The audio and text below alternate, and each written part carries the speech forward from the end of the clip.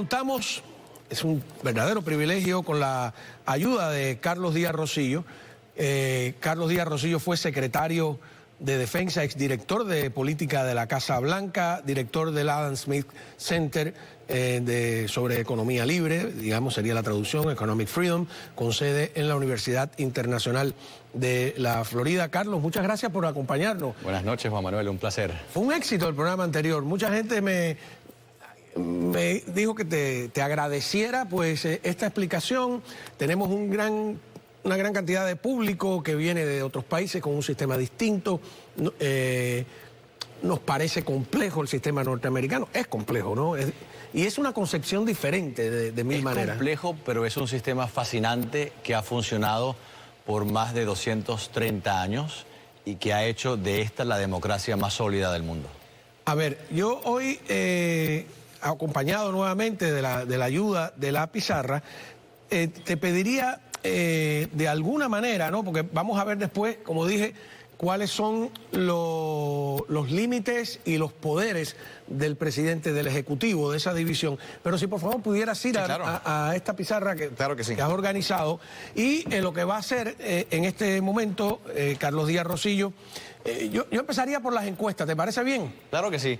Mira, las encuestas están muy parecidas hoy de cuando vine hace un par de semanas. De los 7 estados clave que van a definir esa elección, y como expliqué en ese momento, aquí se utiliza el sistema del colegio electoral, y 7 son los estados que van a definir esta elección. Cuando hice la presentación hace un par de semanas, el presidente Trump estaba arriba en las encuestas en 6 de los 7 estados. Hoy se ha acercado un poco más, el día antes de las elecciones, y el presidente Trump está arriba en 5 de los 7 estados. Así que muy poco ha cambiado. Siguen siendo los mismos 7 estados que van a ser clave y se ha acercado la cosa un poco más. Así que esto va a estar verdaderamente reñido. A ver, algo que uno nota es que las áreas, diríamos, metropolitanas, sí, aunque depende también, ¿no? En Texas, pues, también hay áreas metropolitanas, en la Florida, pero que las áreas metropolitanas tienen un comportamiento distinto a las rurales, podríamos decir. Totalmente. Usualmente las áreas metropolitanas tienden a favorecer más a los demócratas y las áreas rurales más a los republicanos. Mucha gente critica el sistema del colegio electoral y dice que no es democrático. Sí, es totalmente democrático, lo que es un sistema diferente. Si tuviésemos un sistema de voto popular, como se tiene en toda la América Latina, por ejemplo, las elecciones se pelearían en las zonas urbanas, en las grandes ciudades. Los candidatos irían básicamente a la costa oeste, a las grandes ciudades, y a la costa este de Estados Unidos. Así que ese sistema que tenemos ahora le permite a las zonas rurales tener un poco más de protagonismo, y lo bonito de aquí es que en cada elección, cada 4 años, los estados claves cambian. La Florida por muchos años fue un estado clave en donde no se sabía si iba a ganar el candidato demócrata o republicano. Hoy sabemos que la Florida va a ser un estado sólido para los republicanos, así que el hecho de que los estados cambien cada 4 años le permite a diferentes partes del país tener un poco de protagonismo en el sistema electoral y por lo tanto a los candidatos a visitar a diferentes partes del país, lo cual no fuese el caso si el voto popular fuese el que dominara, porque los candidatos irían a hacer campaña en las grandes ciudades y ignorarían al centro del país donde hay poca densidad urbana. A ver, ¿cuáles son los estados que más votos electorales tienen y por qué tienen más votos electorales que otros? Claro, tenemos 538 votos electorales. ¿Por qué? Porque cada estado tiene tantos electores como representantes en el Congreso. Cada estado tiene garantizado un representante, un diputado y 2 senadores. Por eso el mínimo son 3. Dakota del Sur, Dakota del Norte, Vermont, por ejemplo, los estados más pequeños tienen solo 3 electores. Los estados más grandes tienen más. California, por ejemplo, que es el estado más grande, tiene 54 electores. ¿Por qué? Porque hay 52 representantes más 2 senadores. ¿Cada qué número aproximado de habitantes tienes un congresista en la Cámara Baja? Eso varía cada 10 años según el censo. Hoy día aproximadamente cada 700,000 habitantes te corresponde un representante, pero hay estados, como mencioné, como Dakota del Sur, como Dakota del Norte, como Vermont, que tienen una población mucho menor a esos 700,000, más sin embargo tienen también un representante. Y que es lo que hablábamos la vez pasada, de que, bueno, la representación es por población, pero que esos estados de Dakota del Norte o Dakota del Sur o Alaska, que tienen menos habitantes, a lo mejor también aportan muchas cosas, a lo mejor no, aportan muchas cosas a la economía y a la sociedad norteamericana, tienen petróleo, tienen minerales, y entonces ellos no se sentirían representados si no fuera por el voto electoral, Claro. ¿no? Y esto hace que el sistema norteamericano es un sistema verdaderamente federal, donde los estados como entidades tienen mucho más peso que si tuviéramos un sistema de voto popular. Me dijiste la vez pasada, yo tenía la idea un tanto equivocada de que en un principio, cuando estaban, porque se supone que cada estado se unió, se integró a la Unión, déjame hablar correctamente, voluntariamente, y que si no tenían un peso específico en la política, pues no tenían ningún incentivo para integrarse a esa unión. Pero tú me explicaste que había otra explicación al hecho del voto electoral. Sí, totalmente. Mira, cuando los padres fundadores se reúnen en esta asamblea constituyente en el 1787, la mayor parte de su tiempo se enfocó en el poder legislativo. Debates larguísimos sobre el poder legislativo. Si el Congreso iba a tener una cámara, dos cámaras, cuáles son los poderes del Congreso, cómo se eligen a los congresistas. Después de días y días de debate sobre el poder legislativo, llegan a la discusión del poder ejecutivo. Y ahí la mayor parte del debate no fue sobre los poderes del presidente, como hablaremos un poco más adelante, sino cómo se elige al presidente. Habían unos que decían el presidente tiene que ser electo por el voto popular, que el ciudadano vaya, vote y el que saque más votos es el que se convierte en presidente. Muy lógico, ¿no? Pero muchos decían no podemos permitir eso porque no podemos permitir que la ciudadanía, que es poco educada, que es ignorante, elija al presidente. Pensaban que podía venir un candidato, un demagogo y los podía persuadir. Entonces dijeron no podemos permitir que el electorado, que el público, que el pueblo vote por el presidente. Entonces, bueno, si no vota el pueblo por el presidente, ¿quién lo elige? La otra opción lógica era que el Congreso eligiese al presidente, como funciona hoy día en todos los sistemas parlamentarios. El Parlamento elige al primer ministro, en este caso sería el presidente, y dijeron no, tampoco podemos hacer eso porque pierde independencia, y para los padres fundadores la clave del sistema americano era la separación de poderes, el sistema de pesos y contrapesos. Entonces dijeron no queremos que el público elija, el pueblo elija al presidente, porque puede llegar un demagogo y los va a persuadir porque son ignorantes, decían, pero tampoco podemos permitir que sea el Congreso. Por lo tanto, se inventaron un sistema totalmente nuevo que nunca antes se había puesto en marcha, que es el sistema del colegio electoral, que ni el pueblo lo elige ni el Congreso lo elige, sino un grupo de electores que indirectamente lo eligen por medio del voto popular en cada estado. En ese entonces, las legislaturas de cada estado decidían quiénes son los electores. Ya no es el caso. Hoy día, los partidos políticos eligen, en el caso de la Florida, que son 30 electores, el Partido Demócrata de la Florida elige una lista de 30 electores que si gana la señora Harris, el estado de la Florida, o por un voto o por 1 millón de votos, esos 30 votan por ella. Si gana Donald Trump, los 30 que el Partido Republicano designó como electores van y votan por él. Y así pasa en cada uno de los estados. No, y también creo recordar que los senadores los se elegían desde el estado, ¿no? Así es. Anteriormente, a los senadores, las legislaturas de los estados elegían a los senadores. Se pasó una enmienda constitucional y hoy día los senadores lo elige el pueblo directamente. Mas, sin embargo, todavía el presidente no es electo directamente por el pueblo, sino por estos 538 electores que probablemente nadie sepa quién son, pero cuando mañana vayamos a votar y veamos en la Florida el nombre de Donald Trump y votes por Donald Trump o por Kamala Harris, no vas a votar ni por Donald Trump ni por Kamala Harris, vas a votar por 30 individuos que han prometido votar por ellos, dependiendo de quién gana el voto popular en el estado, el 14 de diciembre, que es cuando van a votar. Qué interesante. Ahora, había cosas injustas en esa época. No podían votar, bueno, había esclavitud, los esclavos, no podían votar las mujeres, y eso quedó superado. Pero hay todavía un debate que a lo mejor tiene cierta vigencia sobre las personas que tenían o intereses económicos importantes para todo el mundo o que no tenían conocimiento sobre el voto, digamos, culto, el voto informado, la idea de que alguien que no está informado de cómo funciona el sistema no debería votar, ¿no? Vamos a hablar de eso cuando regresemos de la pausa y también, como dijiste, de los poderes del presidente y de las limitaciones. Se habla muy poco en la Constitución de la figura del presidente y eso es interesante. Ya regresamos. Muy bien, continuamos tratando de entender, ¿no?, la democracia norteamericana y sus complejidades, y contamos con una ayuda profesional importante, que es la de Carlos Díaz Rosillo, que fue subsecretario de Defensa, fue director de política de la Casa Blanca y dirige pues una de las academias más importantes que están bajo la sombrilla de la Universidad Internacional de la Florida, que es el Instituto Adam Smith de Economía Libre.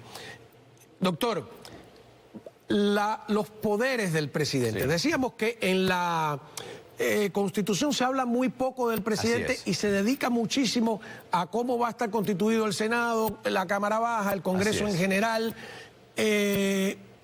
¿Cuáles son los poderes y las limitaciones del presidente? Así es. Mira, como mencioné anteriormente, se menciona muy poco sobre el poder legislativo. Se menciona mucho sobre el poder legislativo, perdón. Ejecutivo. Muy poco del poder ejecutivo. El poder legislativo, que es el primero, ¿no? El artículo 1 de la Constitución dice que todos los poderes legislativos aquí descritos le pertenecen a un Congreso de los Estados Unidos, que está compuesto por una Cámara de Representantes y un Senado. Y entonces todo el artículo 1 detalla cuáles son los poderes del Congreso. En otra oportunidad me encantaría regresar para hablar de los poderes del Congreso. En este caso nos enfocamos en el poder ejecutivo, que es el tema del artículo número 2. Y entonces el artículo 2 comienza con una frase muy sencilla, que es: el poder ejecutivo se le otorga a un presidente de los Estados Unidos. Punto. Esa es la primera oración. La segunda oración lógica sería detallar cuáles son esos poderes ejecutivos. No lo hace. Habla de los requisitos para ser presidente, de cómo se elige el presidente, pero en ningún momento se dice en qué consiste el poder ejecutivo. Y ahí la clave, como mencioné, era que ya los padres fundadores habían debatido por días el poder legislativo, había debatido muchísimo cómo se elige el presidente, estaban cansados, había mucho calor, no había aire acondicionado, ya se querían ir, en serio, se querían ir, y no estaban tan preocupados en definir el poder ejecutivo. ¿Por qué? Porque sabían que el primer presidente, obviamente, iba a ser George Washington, y era una figura tan respetada que sabían que él iba a delinear esos poderes, que él iba a definir cuáles eran los poderes del presidente, y entonces no le hicieron mucho caso a detallar los poderes. ¿No cree que lo hicieron a propósito? Sí, totalmente. Los récords demuestran que estaban verdaderamente cansados, que se querían ir y que no estaban preocupados porque pensaban que George Washington lo iba a definir. Aquí hay que entender un poco la psicología de los padres fundadores. Y esto creo que merece un par de minutos, porque eran hombres que tenían mucha experiencia teórica y experiencia práctica. ¿A qué me refiero? Eran hombres que conocían muy bien cómo funcionaban las democracias antiguas, la democracia en Grecia, las repúblicas romanas. Eran hombres que conocían del pensamiento griego, de Platón, de Aristóteles, de los pensadores romanos, que conocían muy bien todos estos pensadores de la Ilustración europea, los pensadores ingleses, los pensadores franceses, Locke, Hobbes, Rousseau, Montesquieu, una cantidad de pensadores que hablaban de los poderes de los gobiernos, del contrato social, de cómo se debería ejercer un gobierno, de cómo se podría constituir un gobierno. Y por lo tanto, conocían mucho de la teoría política, eran hombres muy, muy instruidos, por una parte. Por otra parte, también eran hombres, y todos eran hombres, muy pragmáticos. Ellos sabían que podían diseñar el mejor sistema del mundo, el que se ajustaba a las mejores teorías y a la mejor filosofía, pero que para que funcionase tenía que ser, número 1, aprobado por los otros delegados, y número 2, ratificado por las colonias, que eran las 13 colonias originales que se convirtieron en los primeros 3 estados. Sabían que tenían que conseguir 3/4 partes de esos estados en la aprobación para ser ratificados. Por lo tanto, estaban muy conscientes de que tenían que conseguir algo práctico, que funcionase. Por eso, tanta negociación, y por eso el diseño es un diseño tan extraño, porque responde a esta necesidad de tener un diseño filosófico, elegante, sofisticado, de un lado, y de otro lado, algo muy práctico que funcione. No quiere decir que no dan ningún detalle del Poder Ejecutivo, pero dan muy pocos detalles. Por ejemplo, el artículo 2 dice que el presidente es el comandante en jefe de las Fuerzas Armadas, eso le da poder. La Constitución dice que el presidente puede vetar leyes, no puede introducir, no puede presentar un proyecto de ley, a diferencia de muchos gobernadores en Estados Unidos y de presidentes en otros países que pueden presentar un proyecto de ley. El presidente americano no puede, tiene que conseguirse a un representante y a un senador que lo presente por él. Así que puede vetar leyes, puede nominar a individuos que sirvan en su gabinete, como embajadores también, pero tienen que ser ratificados por el Senado. Puede negociar tratados con otros países, pero tienen que ser también ratificados por el Senado. De manera que hay muy poco en la Constitución que dice exactamente lo que puede y lo que no puede hacer el presidente. Los presidentes de Estados Unidos poco a poco han venido tomando más y más poder. Como es un artículo tan ambiguo. ¿Eso es bueno o malo? Mira, eso depende de cómo lo veas. Yo soy muy presidencialista. Yo creo que para que el país funcione tienes que tener un presidente con poderes contundentes. Eso no quiere decir que vas a tener un dictador, eso no quiere decir que no hay pesos y contrapesos. El sistema norteamericano está diseñado para tener esos pesos y contrapesos, separación de poderes, pero yo siempre he dicho que el poder es para usarlo, no para guardarlo en una gaveta, y por lo tanto tienes que tener la habilidad de ejercer el poder en momentos necesarios, en momentos de crisis. Pero cada presidente ha venido tomando decisiones, órdenes ejecutivas, tomando acciones que le dan más y más poder a lo largo de los casi 250 años de historia. Pero ¿quién puede frenar eso? El Partido Republicano, yo veo una sospecha creciente hacia ese poder creciente del presidente. Así es, pero ¿quién puede frenar eso? Muy fácilmente el Congreso puede frenar ese crecimiento del poder presidencial. La Corte Suprema puede frenarlo, mas sin embargo casi no lo hacen.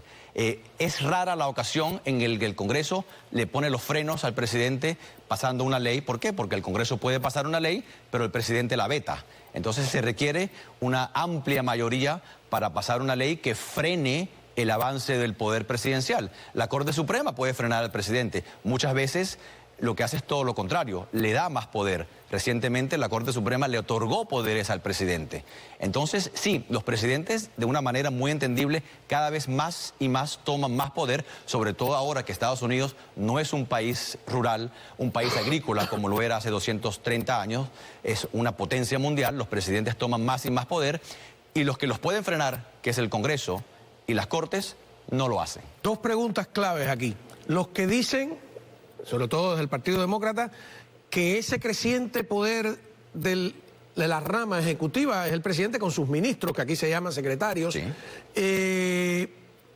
En manos de Trump puede convertirse Trump en un dictador. No, ¿qué hay para frenar a Trump si quiere, o a Kamala si quiere convertir el país en un país socialista? En lo absoluto. Un presidente que sobrepase los poderes que tiene un Congreso que lo puede frenar.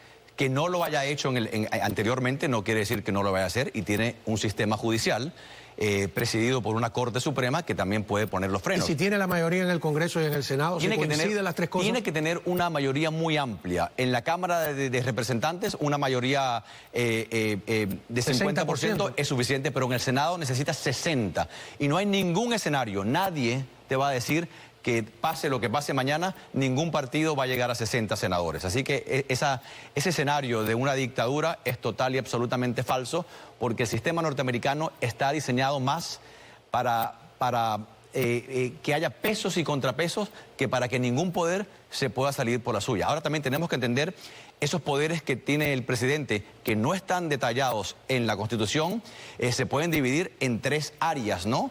La política interna, lo que aquí en Estados Unidos le llaman la política doméstica, la política económica y la política internacional. En política interna, el presidente en realidad tiene muy poco poder por sí solo. El poder que tiene es compartido con el Congreso. Si el presidente quiere pasar una ley, una reforma migratoria, sencillamente no lo puede hacer sin el Congreso. Si el presidente quiere pasar una ley que transforme el sistema de educación de Estados Unidos, necesita el Congreso. Así que en política interna tiene poder, pero tiene poder solo compartido con el Congreso. En política económica, la política económica está constituida por dos elementos: la política monetaria y la política fiscal. La política monetaria, la tasa de interés, por ejemplo, cuánto dinero hay en la economía, la controla la Reserva Federal, el Banco Central de Estados Unidos, que es total y absolutamente independiente del presidente. No tiene ninguna manera de influir directamente en la política monetaria. Bueno, Trump pidió tener más poder sobre... Pero no lo tiene, ni probablemente lo vaya a conseguir aun cuando gane. Y en cuanto a política fiscal, sí, puede hacer mucho. Fiscal son los impuestos. Que son los impuestos, por ejemplo, pero lo puede hacer solamente si el Congreso se lo permite. ¿Cuál es el verdadero poder del presidente en la economía? Generar confianza en los mercados, mandar una señal clara de que Estados Unidos está abierto para los negocios y mandar una señal muy clara a los mercados nacionales e internacionales. En política internacional sí tiene mucho poder. Como comandante en jefe de las Fuerzas Armadas y como arquitecto de la política internacional de Estados Unidos, ahí sí tiene mucho poder porque lo que diga el presidente en cuanto a política internacional, en el momento en que lo dice, se convierte en la ley de Estados Unidos. La única excepción es que el presidente no puede declarar la guerra. Lo hace solamente el Congreso. Más sin embargo, no hemos tenido guerra declarada desde Corea, ¿no? Hace más de 70 años. Han habido muchísimas guerras no declaradas dirigidas por los presidentes. Así que en política internacional... Ya nadie avisa. Ya nadie avisa. Así que en política internacional el presidente americano sí tiene mucho poder, y no solamente poder dentro de lo que es el diseño de la política exterior de Estados Unidos, sino un poder que impacta a todas las naciones del planeta.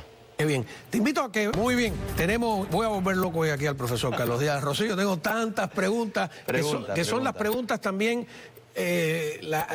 venimos de sistemas distintos, ya no de dictaduras, incluso en la época republicana de Cuba, que en un principio estuvo hecho a imagen y semejanza del gobierno norteamericano, a partir de la Constitución del 40 cambió por completo. Entonces, el presidente no tiene muchos poderes, pero tiene el poder de emitir órdenes ejecutivas. ¿Eso no tiene un límite? Sí, no tiene muchos poderes constitucionales, pero tiene muchos poderes institucionales y tiene un gran poder que no lo hemos mencionado, que es el poder de la retórica. Disculpa, ¿cuál es la diferencia entre constitucional e institucional? Poderes que no se los da la Constitución como tal, pero que los presidentes lo han tomado o por medio de órdenes ejecutivas, que hablamos ahora en un segundo, o por medio de actos del Congreso, o porque la Corte se lo ha dado. Son poderes que les pertenecen, que lo ejercen de manera legal, pero que no están delineados en la Constitución. Si vemos, el artículo 1 detalla los poderes del Congreso. En el artículo 2 no se detallan los poderes. O sea que gracias a que no está detallado, es como un vacío jurídico. Es un vacío porque hay mucha ambigüedad. Dice solamente que el poder ejecutivo le corresponde al presidente, y como no dice qué quiere decir el poder ejecutivo, los presidentes se han otorgado muchas de esas atribuciones y han ido agrandando. ¿Y eso es legal? Eso es total y absolutamente legal, a menos que la Corte Suprema diga que no lo es, que en algunas ocasiones lo ha hecho, pero muy pocas veces. Usualmente cuando hay cuando se reta el ejercicio del poder presidencial y se lleva al presidente de la Corte, usualmente la Corte dictamina a favor del presidente. No siempre, pero casi siempre. Entonces, ¿un presidente puede emitir una orden ejecutiva casi sobre cualquier tema? No, mira, la orden ejecutiva es muy interesante. A mí me ha tocado redactar varias órdenes ejecutivas. No solamente son órdenes ejecutivas, ese es un título. Se llaman memorándums, órdenes ejecutivas, designios presidenciales, decretos presidenciales. Tienen diferentes títulos. Y gobernar por decreto, como le dicen. Gobernar por decreto. ¿Qué quiere decir? Una orden que da el presidente a alguien que trabaje para él. Ignorando al Congreso. Bueno, ahí se puede debatir, ¿no? Cuando una orden ejecutiva ignora directamente al Congreso, entonces el Congreso va y demanda al presidente o pasa una ley. Lo demanda ante la Corte Suprema. Ante la Corte Suprema o pasa una ley en contra de la orden ejecutiva. Ahora, ¿qué pasa? Si el Congreso dice que la orden ejecutiva del presidente no es válida y pasa una ley en contra, el presidente en funciones tiene que firmar esa ley. Y si no la firma, el Congreso entonces tiene que tener la mayoría suficiente como para vetar el veto como para sobrepasar el veto del presidente. Ese es el balance. El presidente necesita del Congreso y el Congreso necesita del presidente. Pero una orden ejecutiva es una orden que da el presidente a alguien que trabaje para él. Por ejemplo, a un secretario. A un secretario que dice, por ejemplo, que la frontera, que es un ministro, que dice, por ejemplo, que la frontera, la ley federal dice que no puede entrar cierta gente por la frontera, y el presidente ordena al ministro, al secretario, que implemente la ley. Ahora, ¿qué es lo interesante de la orden ejecutiva? A diferencia de un proyecto de ley que pasa al Congreso y que firma el presidente y que es la ley del país hasta que el Congreso decida cambiarlo, una orden ejecutiva, el siguiente presidente puede cambiarlo con un plumazo. La orden ejecutiva de un presidente anterior puede ser cambiada por el siguiente presidente porque sí. Muy sencillo. Como el embargo a Cuba, que era una orden del Ejecutivo y que Lincoln Díaz Balart y Ileana Ros-Lehtinen lo codificaron en el Congreso, entonces por eso Obama no pudo. Exacto. El embargo de Estados Unidos hacia Cuba hoy día está codificado en ley y la única manera de levantar el embargo es pasando un proyecto de ley que sea aprobado por el Congreso y firmado por el presidente en funciones. Ahí vemos otra limitación del presidente. Por eso, por ejemplo, Trump no pudo quitar el Obamacare. Correctamente, porque es una ley federal. Para cambiar ese proyecto de ley tiene que pasar por el Congreso tiene que aprobarlo y el presidente entonces lo firma como ley. Si no es así, no hay cambio. Entonces una orden ejecutiva sí le da al presidente mucha flexibilidad para hacer cosas, pero son órdenes que el siguiente presidente puede eliminar al momento de llegar a la Casa Blanca. Y hablaste de la burocracia, ¿no? Sí. ¿Qué pasa con la burocracia? El presidente es no solamente el comandante en jefe, tiene casi 2 millones de soldados que trabajan para él, sino que tiene una burocracia de casi 2 millones de empleados civiles que trabaja en las diferentes agencias del gobierno norteamericano, en lo que serían los ministerios y las agencias independientes.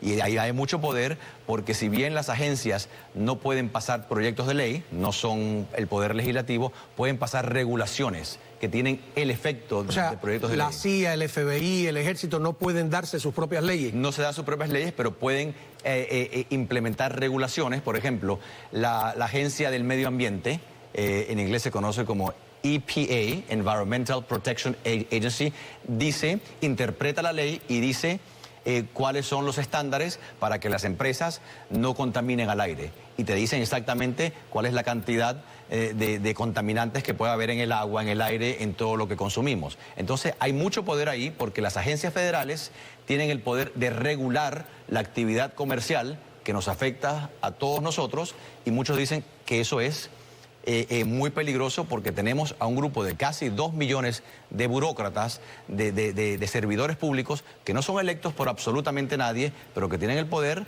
de regular de una manera que afecta a todo. Por eso Trump propone desregular el país. Y eso es lo que quiere hacer Trump y lo hizo durante su primer gobierno. Él tenía una política que por cada nueva regulación había que sacar 2 regulaciones.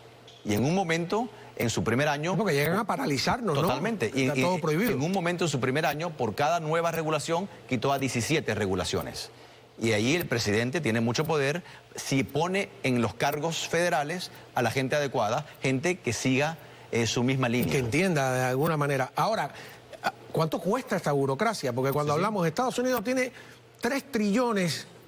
o sea, que es una cifra para mí... Es casi 7 trillones de dólares. No, pero digo, la deuda. La deuda, sí, claro. Ajá. Esa deuda es una deuda del gobierno. Así es. De dinero que ha pedido prestado el gobierno. No es una deuda de los comerciantes, ni los empresarios, ni los civiles. Es una deuda que va subiendo con los intereses. Eso es lo que gasta el gobierno nada más. Entonces, cuando hablan de reducir el tamaño del gobierno, porque esa deuda, aunque no es nuestra, la pagamos nosotros. Eventualmente. Porque el gobierno no produce nada. Total, mira, y si hablamos, por ejemplo, de parte del presupuesto, el presupuesto de defensa de Estados Unidos, ¿no? Que ya va por más de 800 billones, lo que en español sería 800.000 millones de dólares. Y eso solo entre el 3 y el 5% del Producto Interno Bruto, no es lo que más gasta en este país. Así es, ¿eh? Yo creo que se gasta más en ecología. No. De la parte discrecionaria es defensa. Lo que pasa es que el gran gasto del gobierno federal no es defensa, no es la parte en la cual hay cierta discreción, es la parte del seguro social, es la parte de Medicare, es la parte que está ya por ley que el presidente no puede tocar eso, ¿no? Esa es la gran parte del presupuesto. La parte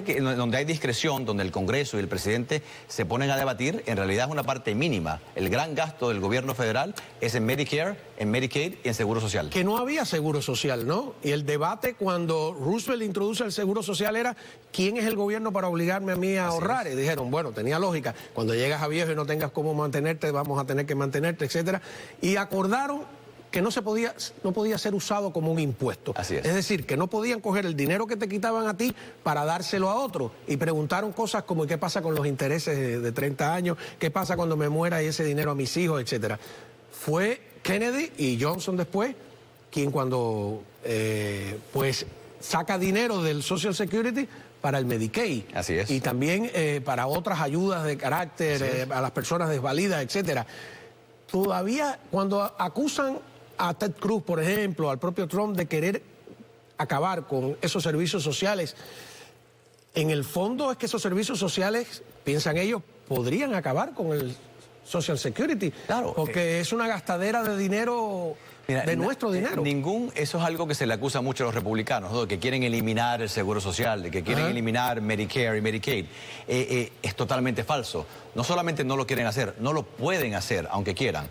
Esto es algo que tendría que pasar por el Congreso. El argumento que presentan los republicanos es que tienen que haber cambios estructurales porque sencillamente no va a haber dinero para poder pagar el seguro social, que es una base fundamental de la sociedad norteamericana. Pasa que somos varias generaciones que no participamos del debate inicial. Es igual que los que pagamos para el prepaid college en la Florida para nuestros hijos y que querían coger ese dinero para ayudar a no sé quién. Y los padres nos pusimos en pie de guerra, ¿no? Y eso pasó con el Seguro Social. Y ese es el gran debate, en realidad, entre demócratas y republicanos. No es un debate teórico, ¿no?, sobre el tamaño del gobierno de una manera académica, sino es quién va a pagar por esta cantidad de servicios que sí, son muy buenos, son muy útiles, pero alguien tiene que pagarlos. Como si el gobierno fuera una ONG. Vamos a una pausa y cuando regresemos, que quedó pendiente eso, si hay un empate mañana, que teóricamente puede haber un empate, ¿quién decide quién es el presidente? ¿Quién decide quién es el presidente? Pero antes, muy bien, continuamos aprendiendo con el profesor Carlos Díaz Rosillo, que fue subsecretario de Defensa, fue director de política de la Casa Blanca, director del Adam Smith Center for Economic Freedom en la Universidad Internacional de la Florida. Me faltó decir que fue profesor de la Escuela de Gobierno de la prestigiosa Universidad de Harvard, fue vicedecano de Harvard College. O sea, hemos acudido al conocimiento, al mejor, profesor. A ver, preguntas concretas. ¿Puede haber un empate mañana? Sí, puede haber un empate. La probabilidad de que haya un empate es bastante baja, pero puede haber. Ahí entramos quizás en el tema de las encuestas, ¿no? Sabemos, como dije anteriormente, que hay 7 estados clave. Aquí están los estados. Sabemos que el presidente Trump va a recibir por lo menos 219 votos electorales y la vicepresidenta Harris por lo menos 225. Si vemos estos estados claves, en 4 de los 7, el presidente Trump lleva la delantera por 1 punto o más. Si se lo otorgamos a él, el estado de Carolina del Norte, por ejemplo, se lo damos a él, el estado de Georgia, se lo damos a él, el estado de Arizona, se lo damos a él, el estado de Nevada, se lo damos a él, vemos que él tiene 268 votos, ¿verdad? Y necesita 270. Necesita 270. Hay, como dije anteriormente también, el ganador del voto popular en cada estado se lleva todos los votos electorales de ese estado, con 2 excepciones, Maine y Nebraska. Que los dividen. Que los dividen proporcionalmente por distritos. Hay una posibilidad de que el distrito, aquí, el distrito 1 de Nebraska, si ese distrito va por el presidente Trump, tenemos 269. Y si le damos los otros estados a la vicepresidenta Harris, en donde tiene una ligera ventaja en este momento, aunque está dentro del margen de error, tenemos una situación en la cual es 269 a 269. No es un ejercicio teórico o académico, puede pasar. Poca probabilidad, pero puede pasar. Del total de 300, ¿cuánto? Del total de 538 serían 269 a 269. ¿Qué pasa entonces? Si ninguno llega a la cifra mágica, que es la mitad más 1, es decir, 270, entonces la elección de presidente va ¿Quién la elige? A la Cámara de Representantes y la elección de vicepresidente va al Senado. En el Senado, cada senador tiene un voto para vicepresidente. Es el Senado nuevo, el que se va a elegir mañana. Pero en la Cámara de Representantes lo interesante es que cada representante no tiene un voto, sino cada estado tiene un voto. Los 52 representantes de California tienen un solo voto y el representante de Dakota del Norte tiene también un solo voto. Y ahí va a depender quién gana, no el control de la Cámara en cuanto a números de representantes, sino en cuanto a número de estados. Entonces, el presidente de los Estados Unidos va a ser el que gane la elección en la Cámara de Representantes. Ahí gana Trump. Ha pasado, ahí ganaría Trump si el Congreso que se elige mañana tiene una proporción parecida a la que tiene ahora. El Congreso nuevo. No el que está ahora. Porque esa elección sería cuando comienza la nueva legislatura, que es en enero del próximo año. ¿Y es verdad que en caso de otro desempate, Kamala Harris como vicepresidenta decide? Para la vicepresidencia. Acuérdate que ella es la presidenta del Senado. El único cargo, la única responsabilidad formal que tiene el vicepresidente de Estados Unidos es votar en el caso de un empate en el Senado. Ella votaría solamente si hay un empate para vicepresidente en el Senado. No votaría en la Cámara de Representantes. O sea, que podría darse el caso de tener a un presidente republicano y un vicepresidente demócrata, como ocurrió con... Así es, mira. Con Lincoln, con Abraham Lincoln. Y también con Adams y Jefferson. Nunca ha habido un empate mitad y mitad, pero sí ha habido ocasiones, 2 ocasiones a lo largo de la historia de Estados Unidos, en la que ningún candidato llegó a la cifra mágica porque había más de 2 candidatos, se dividieron los votos y en el 1800 y de nuevo en el 1824 la elección a presidente fue llevada al Congreso. Me asusta con lo de 1800 porque hay hasta un libro que le llamó La Revolución de 1800. Fue trágica esa elección, ¿no? Así es, y ahí teníamos a un presidente en funciones en contra de un vicepresidente en funciones de un partido. Ambos tuvieron que competir interna. Y ganó el vicepresidente en funciones y desplazó al presidente. Y se llamaba Partido Republicano Demócrata. Así es. Tenían los 2 nombres. Así es, que hoy día es el Partido Demócrata. Jefferson era el vicepresidente, Adams era el presidente y Jefferson le gana a Adams y se convierte en el tercer presidente de los Estados Unidos. Así que este escenario de 269 es poco probable, pero no es una locura. Puede suceder si las encuestas que le dan al presidente Trump un punto o más de ventaja, fallan. No, se cumplen. Se cumplen en el electorado. Así que puede pasar. Y si mañana usted quisiera darle una recomendación a los que están por votar mañana. Bueno, obviamente yo tengo un sesgo partidista, pero yo creo que aquí, independientemente si la persona que nos está viendo es demócrata o republicano, aquí el consejo es, cuando vayan a votar mañana, cabe decir, ya la mayoría, más de la mitad de los votantes norteamericanos ya han votado. Han votado o por correo o de manera física anticipada. Menos de la mitad van a votar mañana. Pero para los que no han votado todavía, mi consejo sería, aquí tienen que decidir no solamente quién va a ser el próximo presidente de los Estados Unidos, sino quién va a ser en realidad el líder del mundo libre. Aquí tienen que imaginarse a quién quieren cuando estén negociando con Xi Jinping en China.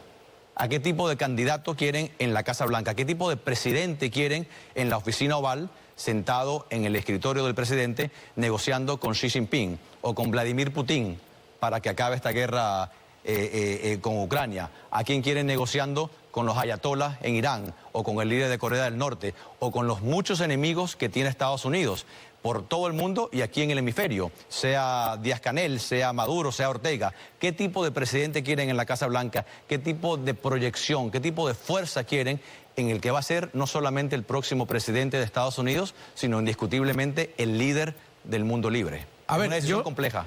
Le invito a que venga acá y contestar acá una última pregunta. Sí. ¿Se atreve usted a pronosticar quién va a ganar mañana? Sí, y te lo puedo decir si quieres en el mapa. Sí, mira, este escenario de 269. Uy, se apagó el mapa. Bueno. A ver. Aquí está. Ahí. Este de Nebraska, se espera que probablemente vaya a los demócratas. Pero estos 4 estados que mencioné anteriormente, Nevada, Arizona, Georgia y Carolina del Norte, son estados en donde el presidente Trump tiene una ventaja ligera, pero creo que es una ventaja que se va a traducir en el voto. Así que yo le daría a esos estados. ¿Qué quiere decir eso? Que quedan estados, este estado aquí, Wisconsin, quedan 3 estados en donde en realidad las encuestas dan un empate técnico. Esto quiere decir que si el presidente Trump tiene 268, solamente con ganar uno de estos estados se convierte en el próximo presidente de los Estados Unidos. Y yo creo que la probabilidad de que gane cualquiera de estos 3 estados es bastante amplia. Si gana Wisconsin, por ejemplo, 278, se convierte en el presidente número 47 de Estados Unidos. Así que yo creo que en este momento los números le favorecen al presidente Trump. Ahora bien, en los 7 estados la cosa está tan cerrada, que los 7 lo puede ganar uno, los 7 lo puede ganar otro, o se puede dividir. ¿Cuántos necesita de los 7 Trump para ganar? Mira, depende de cuáles estados. Si nos dejamos llevar por las encuestas, si gana los 4 estados que están en el sur de Estados Unidos, en el sureste y en el suroeste, solamente tiene que ganar uno de ellos. Hay estados grandes, Georgia tiene 16 votos, Nevada tiene 6. Así que depende de la combinación. Esta combinación que te he presentado aquí es probablemente la más factible. Si le damos a Michigan también a Trump, que es muy probable, llega a 293. Así que yo creo que este es un escenario muy factible, pero yo creo que es importante para los republicanos que no piensen que esto se ganó ya.